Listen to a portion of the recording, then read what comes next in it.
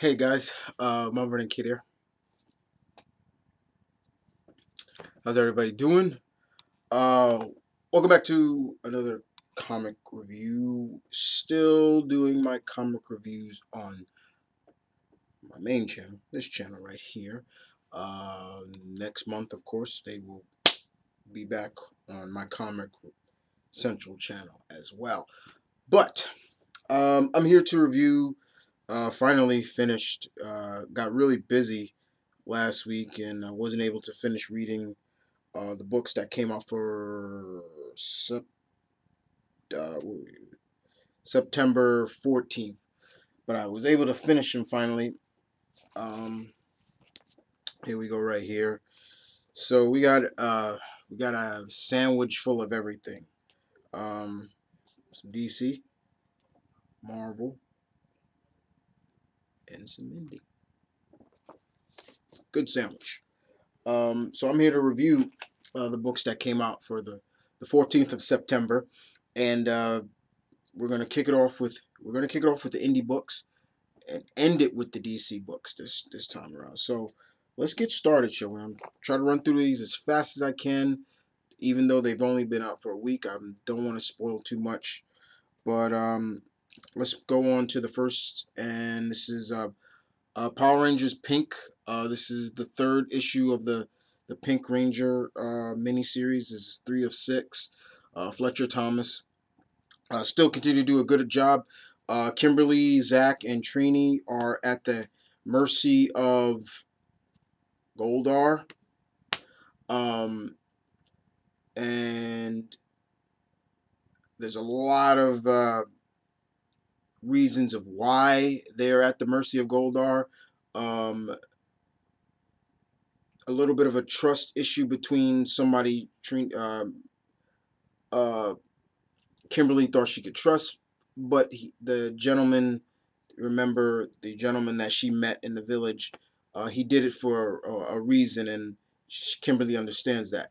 They're kind of powerless because of Goldar took their power source, but pretty much the big touching thing is Kimberly interacting with her mother, who is um, pretty much been altered in a sense. Uh, this was still great. This has just been a really good series. Um, this really just broadens the character of Kimberly. Once again, the comics, I think we've been saying this a lot, and I'm not the only one. The comics have really broadened the character development and the characterization of these characters that the TV series didn't. And once again, this showcases it very well. This was good, very good. All right, so let's move on to Dynamite, and we move on to Grimm #1. Yeah, I'm a big fan of the Grimm series. I read the first volume, which was fun. And we have Kathleen, Kit Reg, and Maria Santapo. I hope I'm saying that name right. She does the artwork, and the artwork was really good. Um, so I'm believing this story takes place in between seasons 4 or 3 and 4 or somewhere around there, because it said that Juliet has become a Hexen beast and she hasn't told anybody yet. The story is really centered around the women of the Grimm series: Juliet, Juliet, Trouble, and Rosalie. Um, Basically, the story is Nick is away. The Nick is away, and a bank is hit by 3 women who look like wearing masks, but they're also Vessin. And one of Juliet's friends is framed for the job, and pretty much is basically Juliet trying to figure out who did it and try to clear her friend's name. and she starts getting deeper and deeper into this friend that she hardly really knew too well. So she's discovering new things about her, while Trouble and Rosalie help her along the way, and it starts getting twisted and dark and just the typical stuff you would expect in the Grimm universe. Um, this was really good. If you are a Grimm fan, yes, this is something that you will like. Um, if you're not too familiar with Grimm, you may not understand what's going on. But if you're a Grimm fan, yeah, you'll like this. This was really good. I very much enjoyed this. All right, let's move on to Graphic India, and we're on Chakra, the Invincible Rise of Invictus Infinius, issue 4. So I'm trying to remember Chakra's real name. Raju. There we go. Raju has he's still having in Infinius.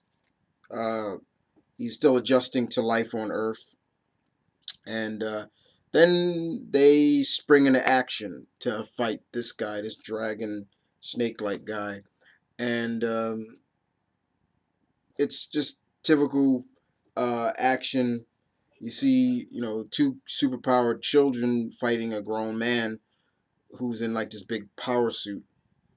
But we get to learn more that maybe Raju shouldn't have trusted in Phineas so quickly or so soon, because he may be a chameleon, or he could be either wolf in sheep's clothing. But still fun indeed. Let's move on to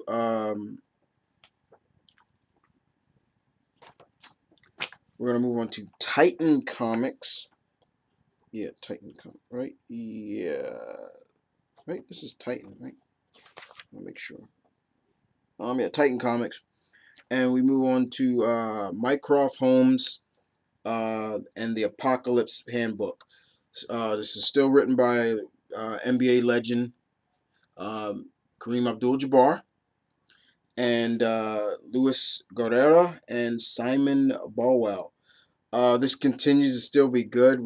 It's focusing on not Sherlock Holmes, but his brother, his older brother. I think Mycroft is the older brother. Yep, Mycroft is the older brother. I've always gotten them confused, and he's going through the ideals of why was he kidnapped by this woman who is impersonating to be the queen, um, and things like that. And Mycroft just being his usual self. He's brash, he's arrogant, but he's smart and things like that. And Kareem still does a great job writing him, and you know he,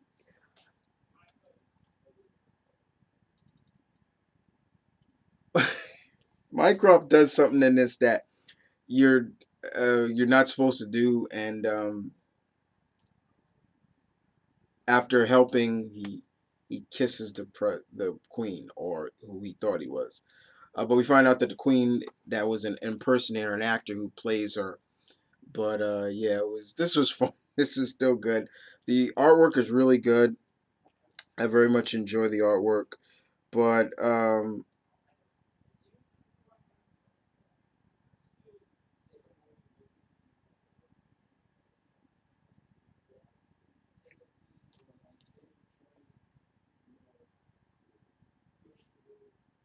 this was fun.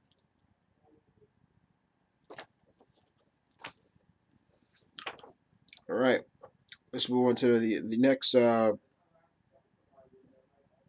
Titan comic, and that's Samurai Brothers in Arms. This is issue number 1. DiGiorgio and Jeanette. Um, the skill continues the story of the past two like arcs that have been going on, and there's a new samurai in town, and one of the local, like one of the high rank, one of the what is she? I guess you could say she's like probably the one of the high profile females in the town, and she just throws herself at men, and she feels that she's God's gift to men. Like they'll fall at my feet, And this one samurai, he he doesn't take the bait. He's more like you throw yourself at me, leave me alone. He but her hired help, her housemaid or her handler, seems to be very genuinely fond of this samurai. I want to make sure I get the samurai's name right. Um, let me see, make sure I get the samurai's name right.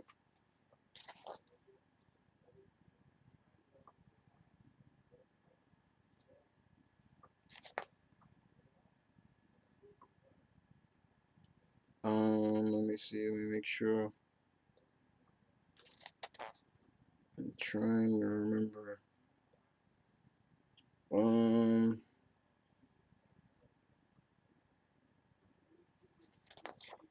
I'm trying to.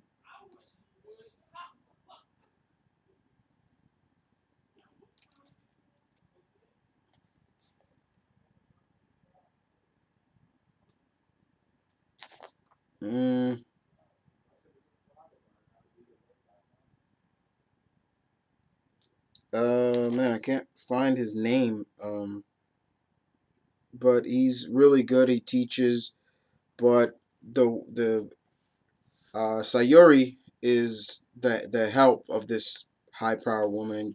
She she gets treated like dirt, but she's really fond of the samurai, and it's her who has an eye for him, and he kind of has an eye for her.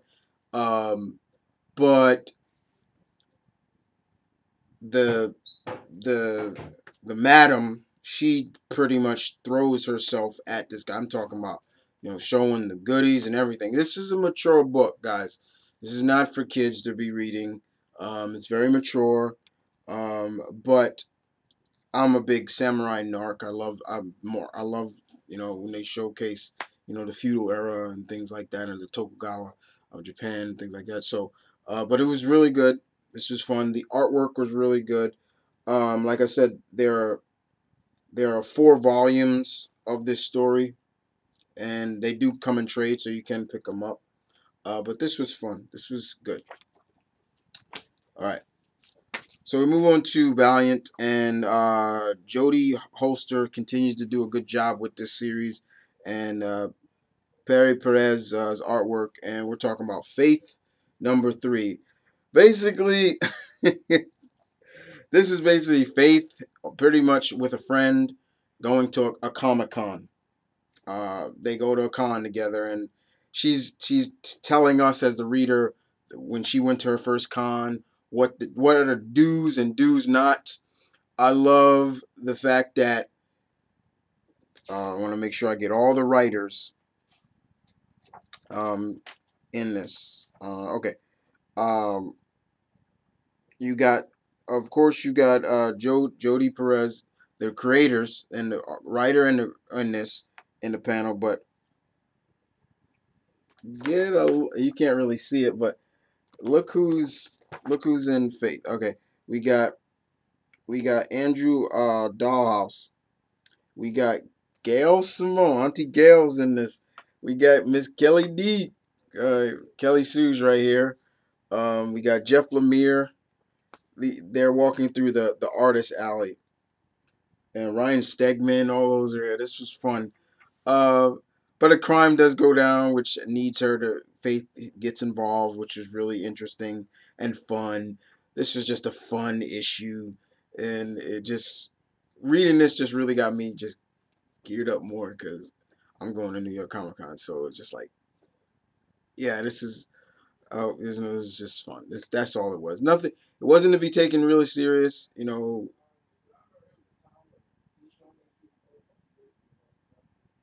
It was just fun.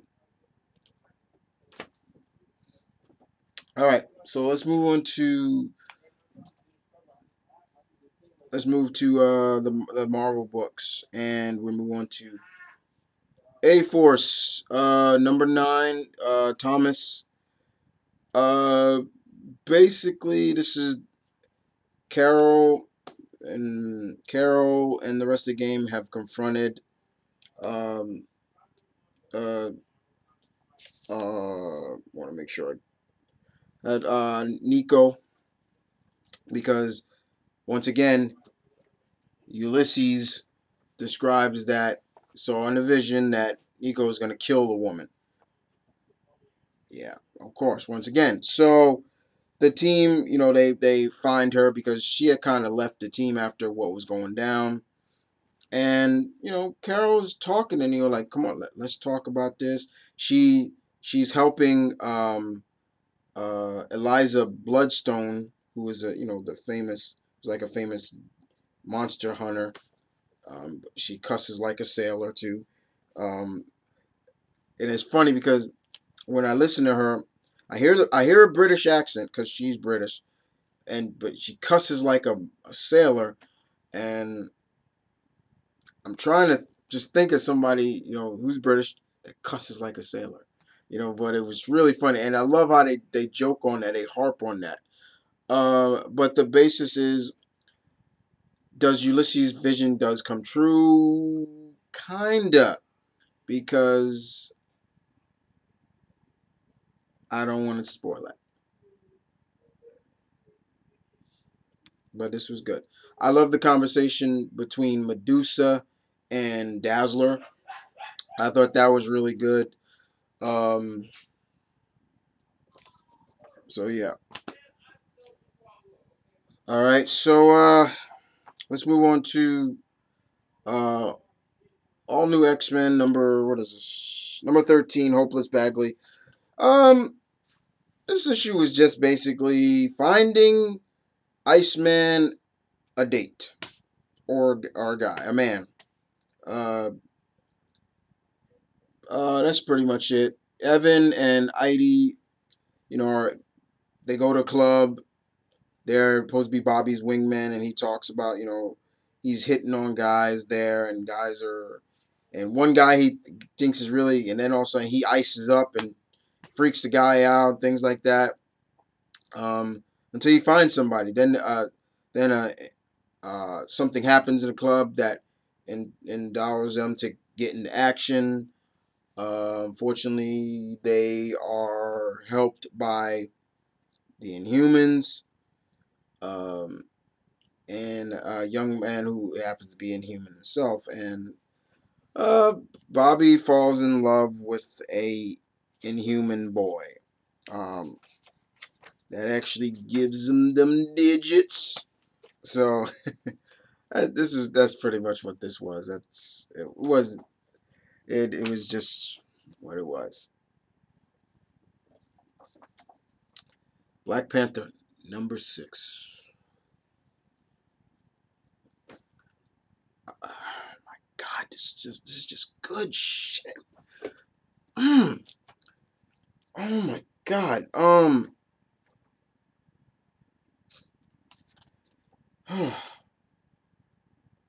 Mr. Coates,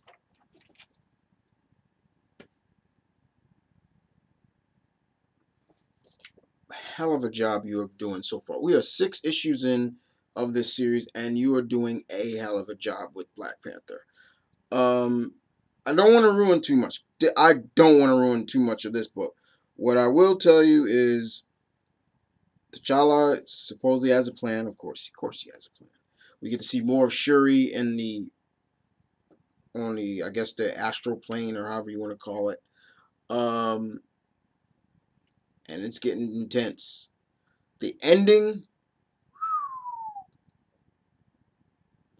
but man, I'm done. I'm not ruining anything with this book. Sorry. All right. Civil War II, Amazing Spider-Man number 4.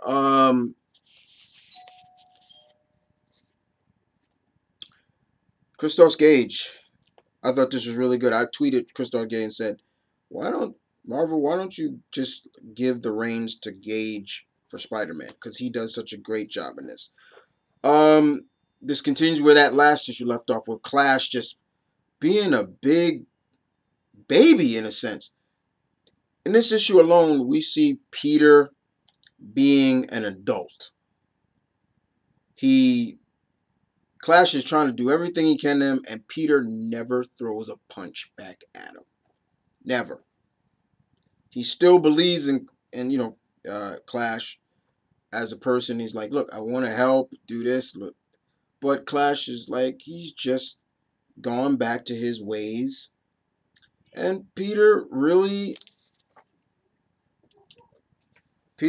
really sad about it. And it looks like there's going to be a help when the robot man or machine man comes back involved, and Clash just ditches Peter. And it's like, what the was that? But what made me really love about this, like just how Peter was portrayed in this. He was portrayed right. Very good. Very good job, Mr. Gage. It ends kind of on an ending of like, will we see Clash again? But there is an ending with Ulysses and an ending with Carol, and we get to see why the reason why Peters is with Carol. But he does say something pretty funny here that I thought was good. But this was good. This was really good. Peter says he's gonna be, if he sees something that he doesn't like, that Carol does, he's gonna be like her Jiminy Cricket or something like that. It was funny. All right. Civil War 2, Gods of War, number 4. First of all, I had to get this cover. This cover was just beautiful. But I was very disappointed in this issue. This felt totally rushed. Yeah, I know Abinant, he's now with DC exclusively. I'm not really big on fond of that stuff. But I wish him nothing but the best, of course. But this just felt really rushed between Herc and the New Gods. And Hercules does the job. He gets the job done, him and his Legion of Heroes. But this just really felt rushed. And you can clearly see that almost in a sense, you can see that Abner probably he thought it was going to be a long run. Greg Pak had a pretty good run with Hercules, and I was hoping that, Abner would too, but this just felt so rushed. I didn't like, oh man, that was great stuff. No, I was more like, that's it, man, that felt rushed. It is what it is, guys.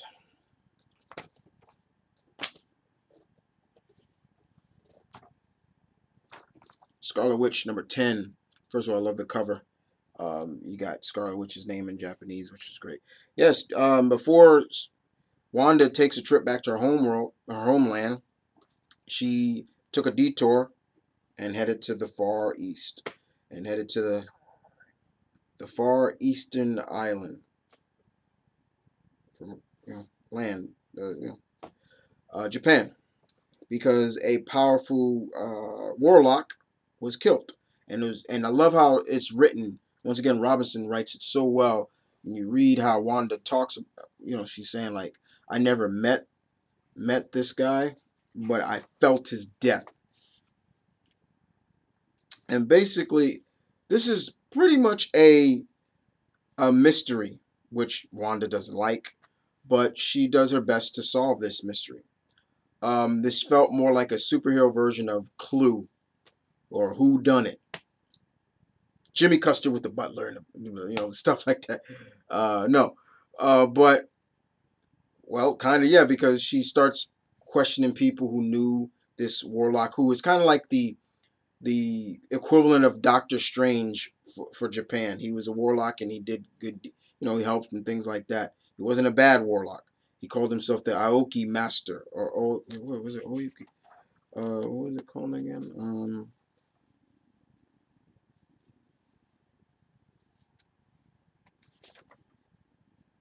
The Aoki Master. Okay. and his real name was Hiroshi Tanaka. That was his real name. That was his name. And you see him die in the beginning, and he still had so much he wanted to do in life. You know, he said, well, the funniest one to me was he wanted to try an American hamburger. I was just like, okay, that's pretty funny. But he's killed, and or is he? Because I don't want to ruin that for you. But Wanda starts digging into who he was. How did the people of Kyoto like him? What did they think of him? Because she's in Kyoto and things like that. And I love a lot of the stuff about why, quote unquote, the United States bombed Hiroshima instead of Kyoto. Uh, it's explained in here. I thought it was really cool. That was cool because he had something to do with it. But it did feel like Clue. It was like, who did it? Who's done it? Why did it? And we find out that honestly, yeah, it was the servant, the his manservant. Basically, it's if somebody killed Doctor Strange, and you found out if it was Wong, pretty much that's what this was. The manservant of the OE master pretty much killed him and gained his powers somewhat. But it was good. Nonetheless, this was fun. A good read. Talk about another good read. Yeah, this was great. Spider-Man #8. Bendis. Man, I probably the best thing about me in this issue was seeing why, what the kids feel about what went down between, Bruce Banner and everybody. But also, I love the intervention between Luke, Jessica Jones, and Miles. I thought that was really good. You know, Miles know who Luke is. He tells Luke, "My dad feels that you're the only superhero that he really likes." Um, even Jessica knows that Miles is Ebola, which is Spanish for grandmother. It's kind of a piece of work. Cause when he finds out, Miles found out it was grandmother that hired her.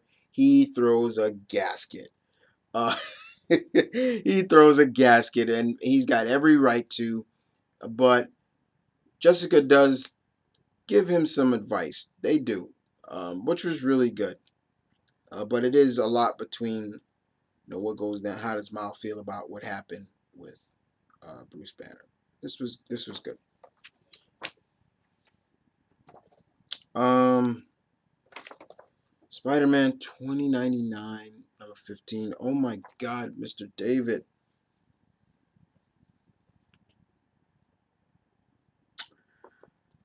Oh boy. Yeah.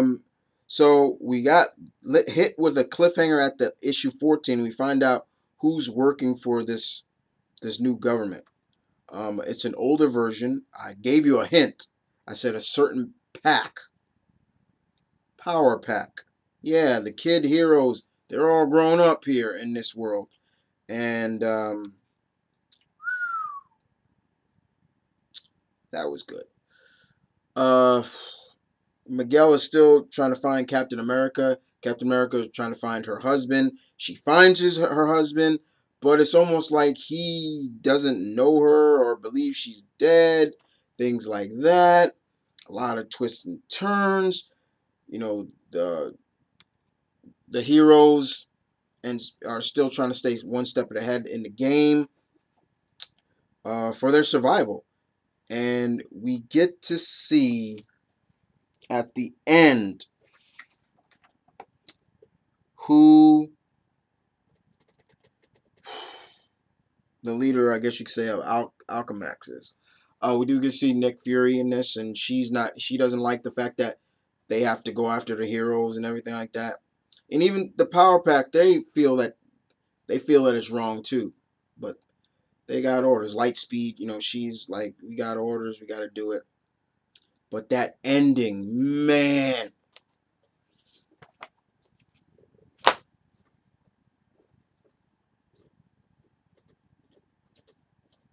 Mr. David, that's for you.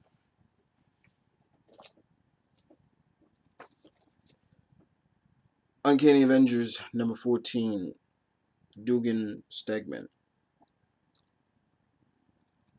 The Unity Squad of the Avengers are no more. After a revelation that happened, Cap found out that two of his members of his team lied to him, betrayed his trust, and of course Deadpool. Cap really lays it into Deadpool too, because Cap vouched for Deadpool to be a part of this, and Deadpool did something stupid. But it's really between Cable.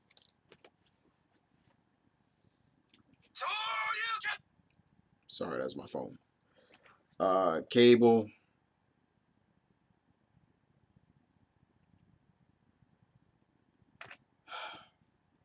My Rogue.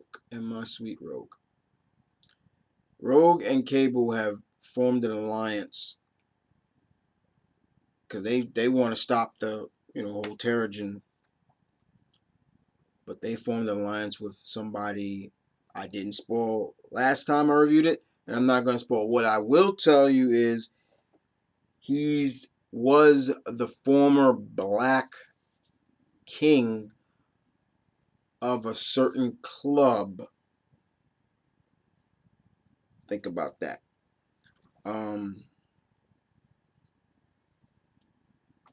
Now it makes wonder why in issue 15 during Marvel Now 2, it said basically they've broken up, but they've gone rogue.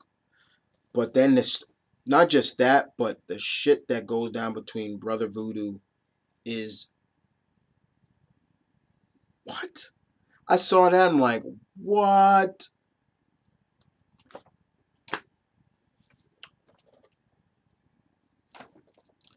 Uncanny Inhumans number 13. Soul. Carol confronts the Inhumans because of what happened between Stark, Stark Towers.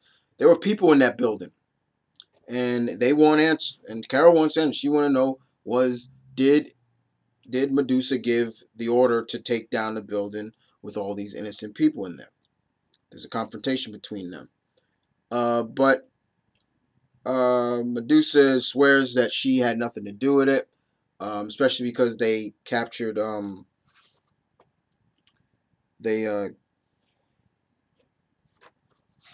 captured trying to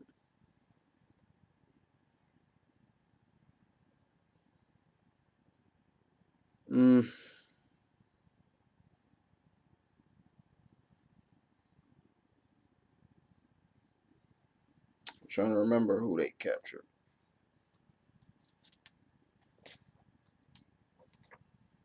The artwork in here was really good. That was one thing. Yeah, they captured Lash, who had a part in this. But pretty much, as always, we know who the true culprit of this, the reasoning of what this was. And I think we all should know who it was. A certain brother called Maximus.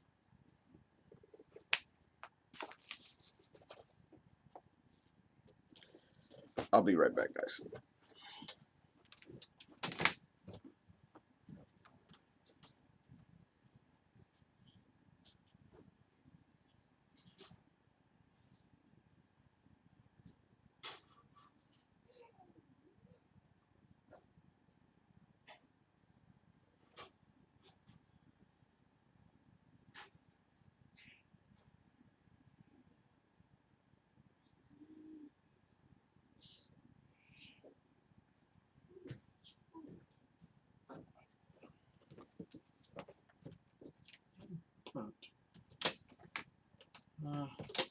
Damn it. Okay, guys. Apologize for that. I had to check something real quick.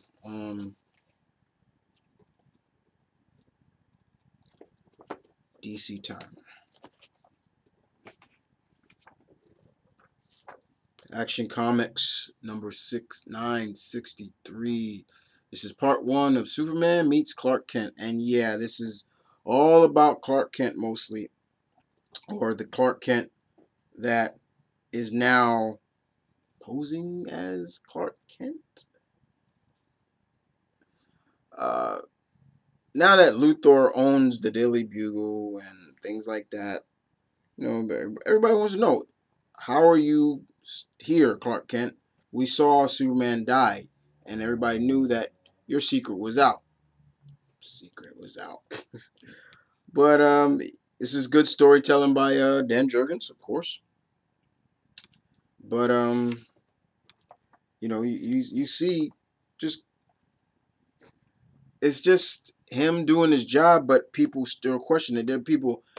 He had a press conference, and people were gonna shoot him and things like that, and it gets crazy, and it ends pretty good too, but not bad. Let's see where this goes. I'll show you. That's the ending where New 52 Superman, we gotta talk, things like that. So.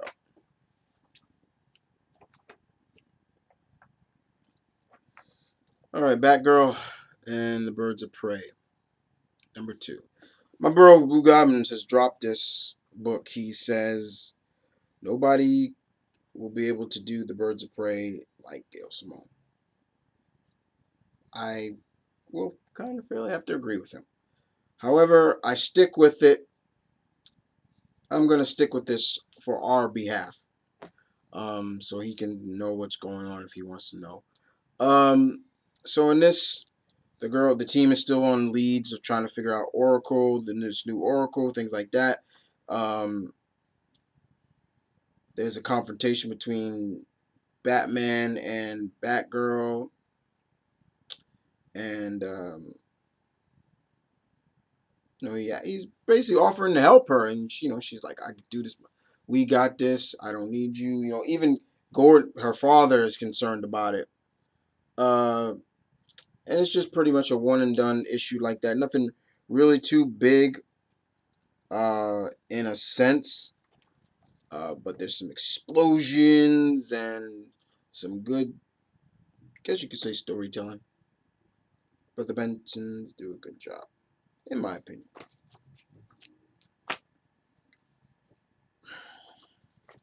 Deathstroke #2. Mr. Priest continues to tell a story of, like, it's going forward, it's past and present at the same time. Sometimes that kind of gets a little jumpy at times. You're like, okay, this is current, and that was past.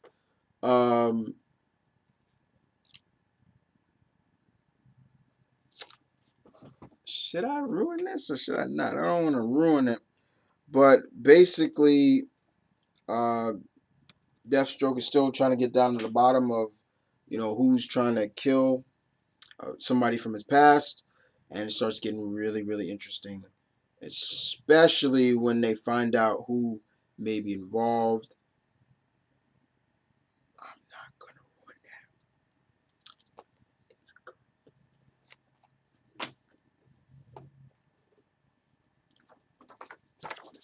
Detective Comics #40. Oh my god. I swear I nearly blew the fuck out when I saw what I was like, Tillian, you better not. I was like, you better not do what I think you're gonna kill my favorite Robin off. Yeah, I swear I thought Tim was gonna die in this. Does he die? No, he doesn't. No. But it's kind of funny because this issue ran so quickly, in my opinion.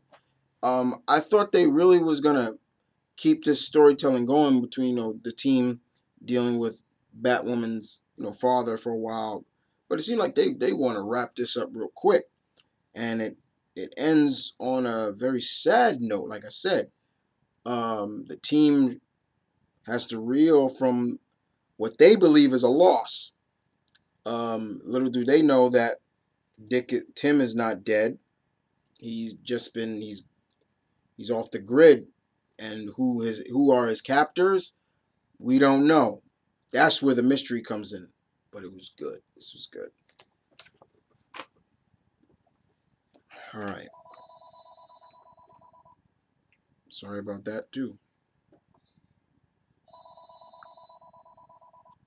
Uh, Please, somebody pick up that phone.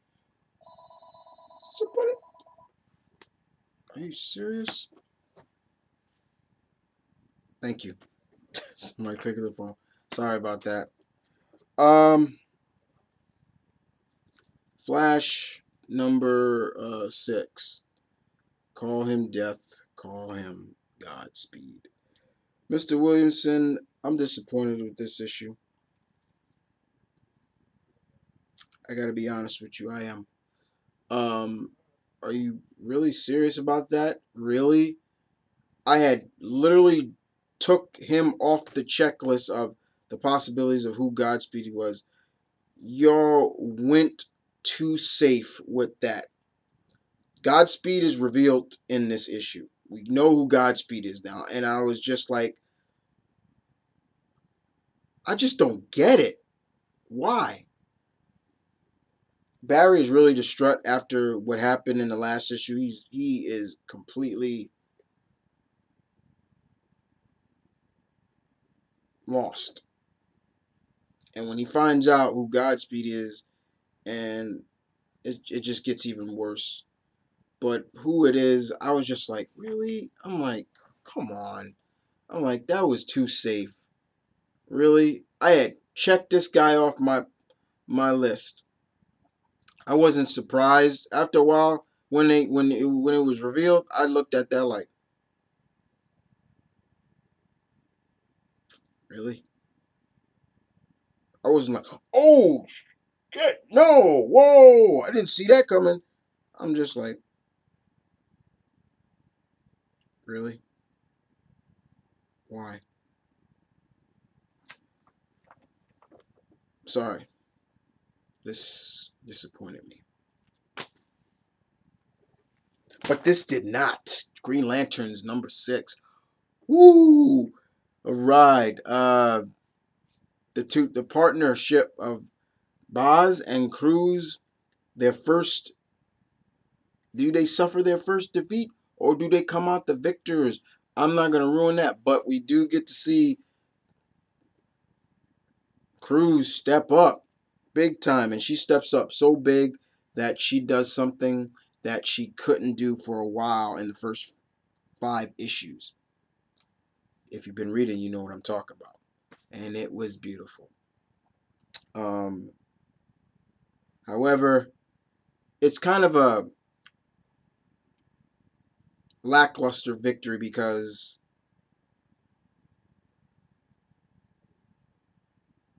did they really stop Red Dawn? Green Lanterns number 6. Good shit. Hal Jordan and the Green Lantern Corps, number 4. First of all, I got this cover. This is good stuff.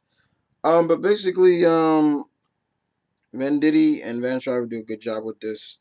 Hal is at the mercy of the Yellow Lanterns. Guy is Sinestro is being Sinestro, and he had plans for Hal Jordan, but got Guy instead, and he ain't happy about it. John and the rest of the Corps, are starting to get worried. Just a lot of certainties in this, and plus, of course, Sinestro trying to showcase to the galaxy that they're the good guys.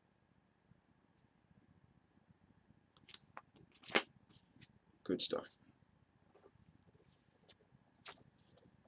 New Superman number 3. Mr. Yang. All right. One thing I'm gonna have to kind of criticize a little bit, Mr. Yang, and no disrespect, about this is, are we gonna see a Chinese version of every known DC team in this? We get 2 known DC teams that of China in this, and I was just a little bit like, really?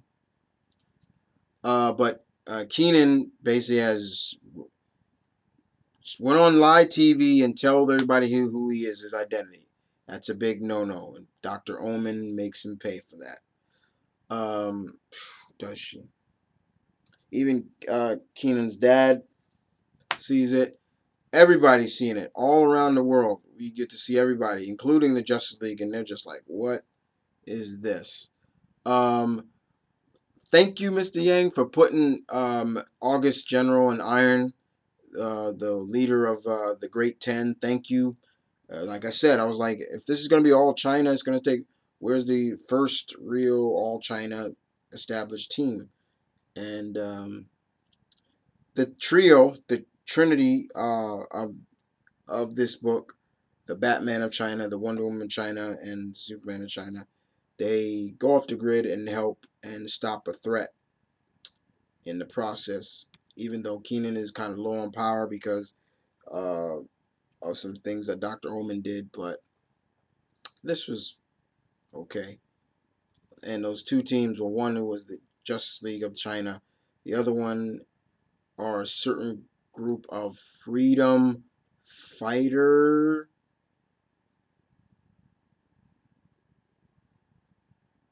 Yeah. All right, guys. Like I said, I wasn't able. I missed and forgot it, but I got it that week, and I got Supergirl #1. This was pretty good. It's just about Supergirl trying to adjust to Earth life, like really adjust to it, and she just feels like she's a pilgrim in a strange world, a strange land, and she's got every right to feel that way, you know. Um, no family, nobody really to trust her, and Director Chase is such a bitch. I'm sorry, she really is. How would you feel if somebody you're from and somebody starts talking shit about your race? She does that. We get to see Cat Grant in this as well, but it's pretty much basically like what I said. It's Supergirl trying to adjust. So think this was good from Orlando and Brian Ching's artwork. It worked.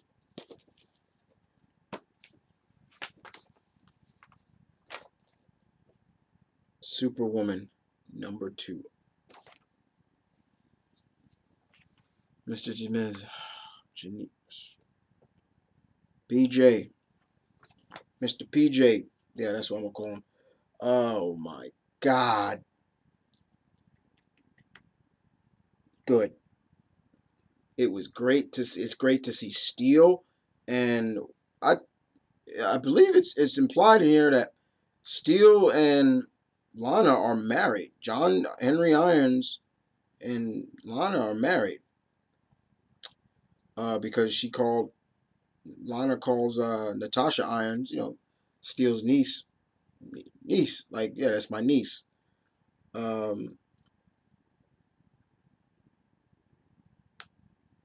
this was good, especially for that cliffhanger ending.